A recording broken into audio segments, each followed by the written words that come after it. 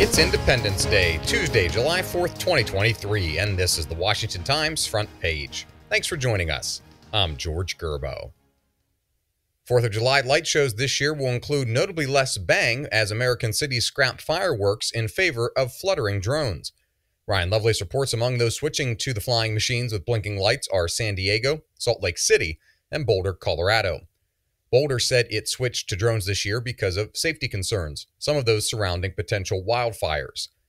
The U.S. Consumer Product Safety Commission said more than 10,000 people were treated in emergency rooms for injuries from fireworks last year, with 11 dying.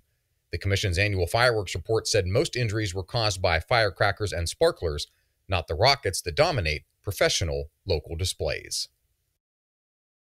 The number of military veterans in Congress has dwindled over the past decade, but Navy SEALs have bucked that trend.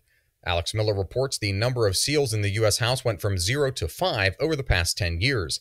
They won elections to represent districts in Montana, Wisconsin, Arizona, and Texas, and all of them are Republicans.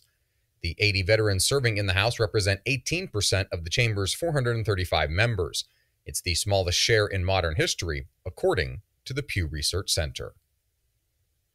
Civil rights advocates have filed a challenge to Harvard University's legacy and donor admissions policies, calling them unfair giveaways to mostly white students. Of the applicants from donor and legacy families, nearly 70% are white.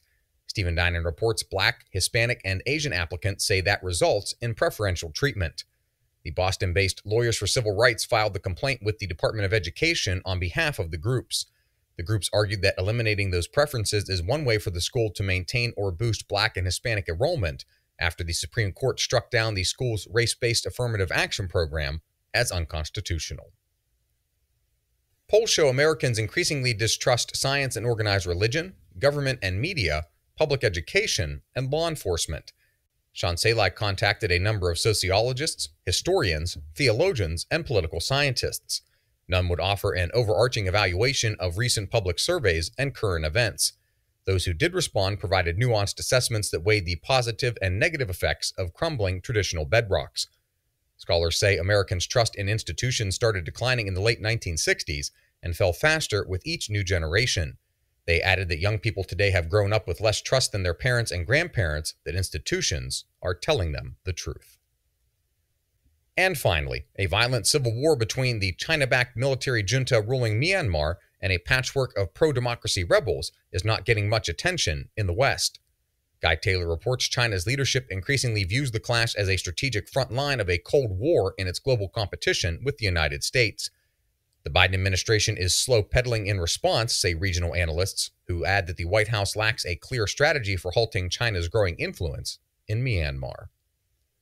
Find all of today's front page stories at WashingtonTimes.com/frontpage or on the Washington Times app, and find us wherever you get your podcasts. Just search Washington Times in any major podcast app. You can also find us on Twitter and Instagram at Wash Times for breaking news, sports, commentary, and more. For the Washington Times, I'm George Gerbo, wishing you and yours a happy Independence Day.